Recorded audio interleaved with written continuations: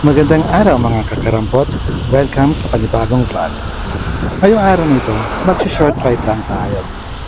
Oo, in the middle of the rain. In the middle of December. In Toronto. Isipin nyo na sigurong nababaliw na ako. At siguro nga. But in my defense, I need this ride. Kailangan ko itong ride para di ako tuluyang mabaliw.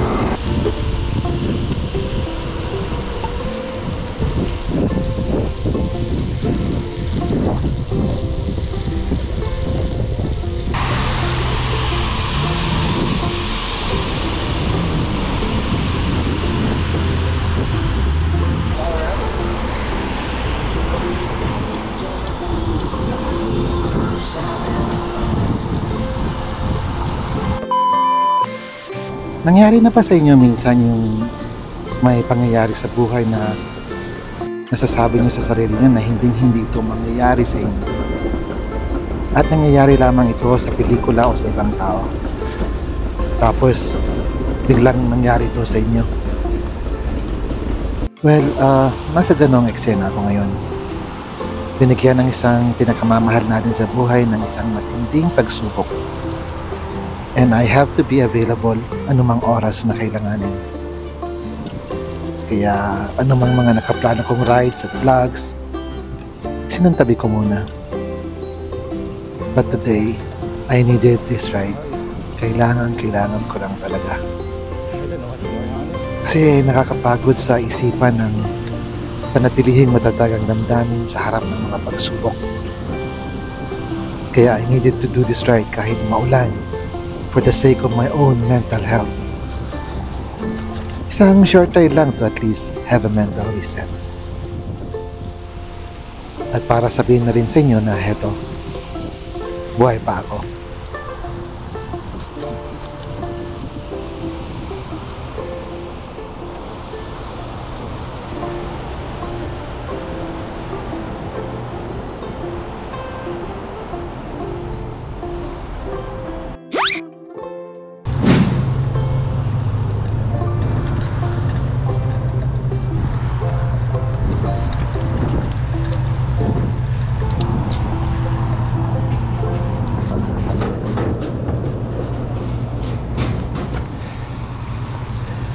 So yan sana pupuntahan natin, yung bridge na yan.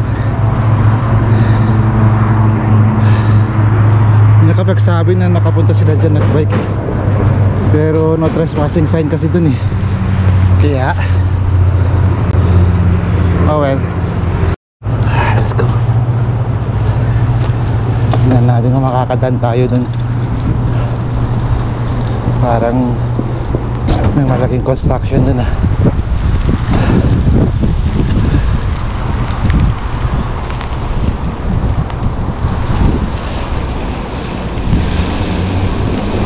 detour.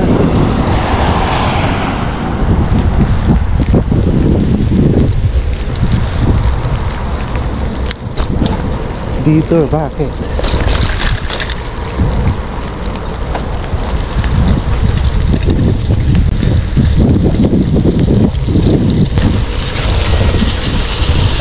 Sarado.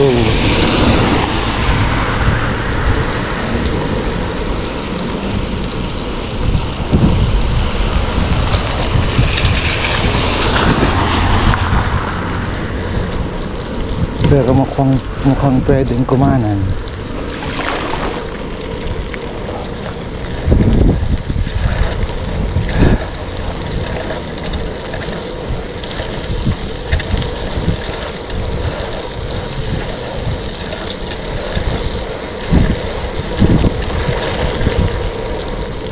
Mukhang pwede itong isang bridge dito.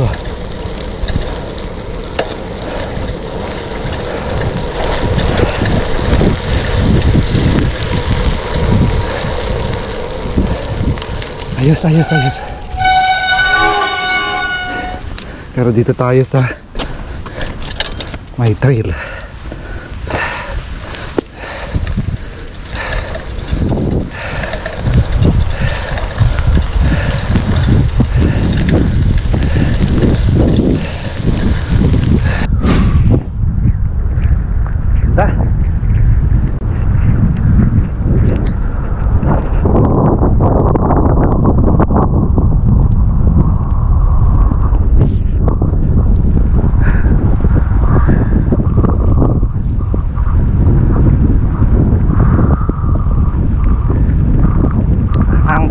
saan na to papunta.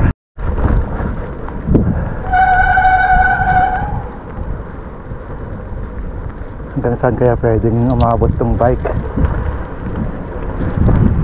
Okay.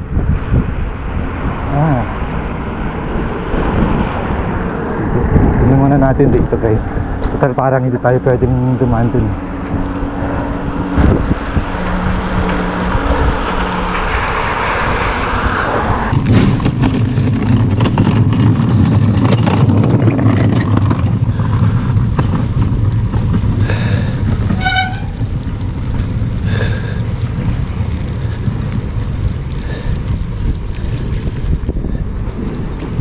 Toronto skyline view. Best place in the city to see.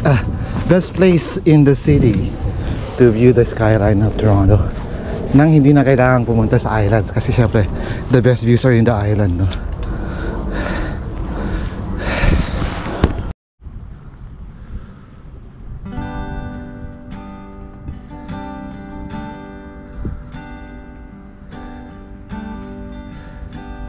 Well, dahil mukhang hindi tayo makakalusot papunta sa Cherry Beach, kung saan sana yung gusto nating puntahan for this very very short ride, duman na lang tayo dito to see the skyline.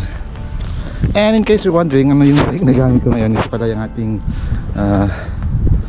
Opus Horizon na gravel bike, pero steel fork, hindi yung carbon fork, yan. Anyway, tingnan natin kung makakaabot pa rin tayo sa Cherry Beach. Kung hindi, siguro babalik na lang tayo dahil umuulan, no?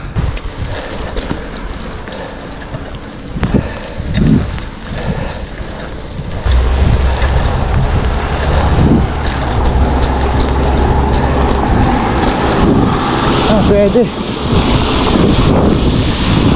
Ayos.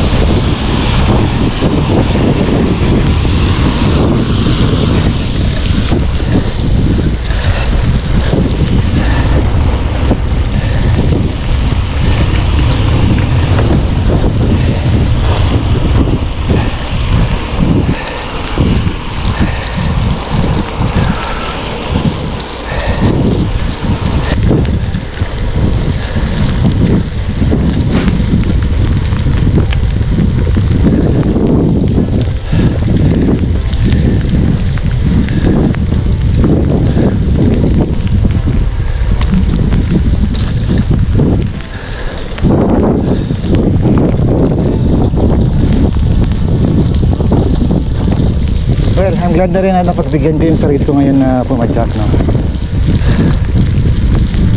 Malaking natutulog sa, you know, pag alis ng ibang, you know, agam-agam, stress,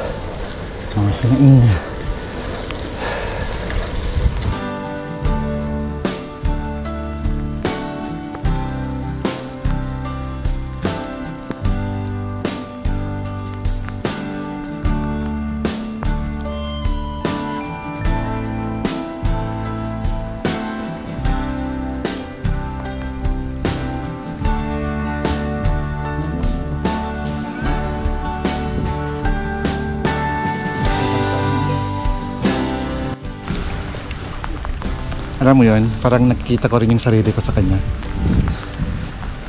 dahil umuulan, maginaw, pero nagka-kitesurfing pa rin siya. Bakit? At bakit pa ako nagbabike sa ganitong panahon? Di ba?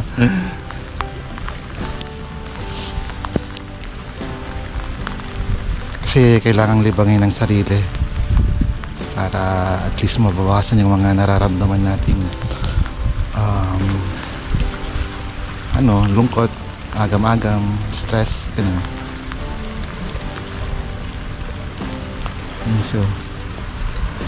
Yun siya. Iwan na natin siya guys dahil kailangan na rin natin umuwi kasi basang-basa na tayo. Ayaw akong magkasakit ng lalo.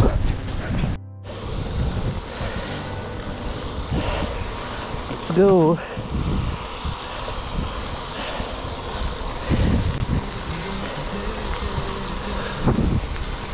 Well, datapwat bitin. Okay na rin yun. At least, naipadyak ko na ang ilang mga agam-agam ko sa buhay.